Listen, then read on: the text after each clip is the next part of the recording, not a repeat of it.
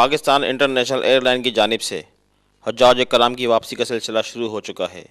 جس میں جدہ سے واپس آنے والے حجاج کرام کو جہاں مشکلات کا سامنا کرنا پڑ رہا ہے، تو دوسری جانب وطن آنے والے حجاج کرام کو خوش آمدید کہنے کے لیے آنے والے ان کے عزیز و اقارب کو بھی پروازوں کی غیر معمولی تاخیر کے باعث ملک بھر کے مختلف ایئرپورٹس پر سخت ترین خوف کا سامنا کرنا پڑ رہا ہے۔ جبکہ پاکستان واپس آنے والے حجاج کرام نے بتایا ہے کہ جدہ ایئرپورٹ پر ان کو کوئی خاص سہولیات فراہم نہیں کی گئی ہیں، جبکہ حجاج کرام کی واپسی پر کراچی کے حج ٹرمینل پر قومی ایئر لائن کے مینیجنگ ڈائریکٹر کیپٹن اعجاز ہارون کا کہنا تھا کہ قومی ایئر لائن کی جانب سے تمام اقدامات کو حتمی شکل دے دی گئی ہے۔ جدہ ایئرپورٹ پر حجاج کرام کے رش اور غیر ملکی پروازوں کے رش کی وجہ سے ہمارے طیاروں کو مشکلات کا سامنا ہے، جو کہ 2-4 روز کے اندر ٹھیک ہو جائے گا۔ اس سلسلے میں MDPIA نے چینل 5 سے خصوصی بات چیت کرتے ہوئے بتایا، تاخیر کی جو وجوہات ہیں، ایک تو حج ختم ہوتی جو وہاں پہ جب حج ٹرمینل میں ایک دم سے تمام جو ایئر لائنز سب کے ڈپارچرز ایک ساتھ ہی ہوتے ہیں، لوگوں کو جتنی جانے کی جلدی ہوتی ہے اتنی واپسی کی ہوتی ہے، مگر جو آج خاص جو چیز ہوئی وہ یہ تھا کہ جو ہمارے جو ٹرمینل 5 جو کہ وہاں پہ حج ٹرمینل جہاں سے ڈپارچر ہوتا ہے اس کی جو اسکریننگ مشین ہے وہ خراب ہو گئی، تو وہ اسکریننگ کی وجہ سے کوئی 3 گھنٹے جو ہے وہ بیگیج اسکریننگ نہیں ہوئی، جس کی وجہ سے کہ نہ بورڈنگ کرا سکے نہ لوڈنگ کرا سکے، جہاز وہاں پہ کھڑے ہوئے تھے اور وہ پھر بلڈ اپ ہوتا گیا۔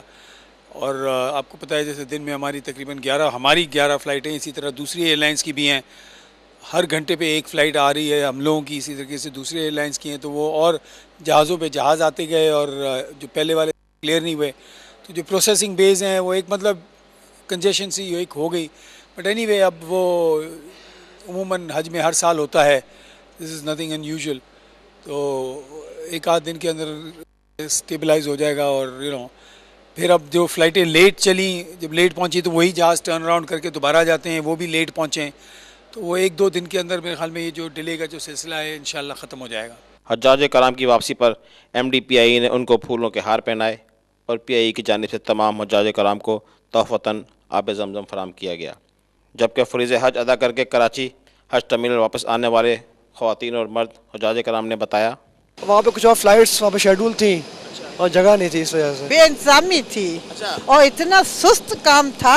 کہ بیمار، میری طبیعت خراب ہے، زمین پہ میں پڑی ہوں، کوئی سنوائی نہیں ہے۔ وہ اس کی وجوہات یہ تھیں کہ صاحب وہ وہاں پہ کہتے ہیں کہ صاحب ہمارے پاس وہ سعودی عرب میں جو عملہ ہے وہ اپنی چلاتا ہے، ہماری چلنے نہیں دیتا، اس وجہ سے آخر یوں ہی ہے کہ صاحب وہ پہلے کبھی کسی ملک کی پر وہ فلائٹ لگا دیتے ہیں، کبھی کسی ملک کی لگا دیتے ہیں، اس وجہ سے اور کوئی بات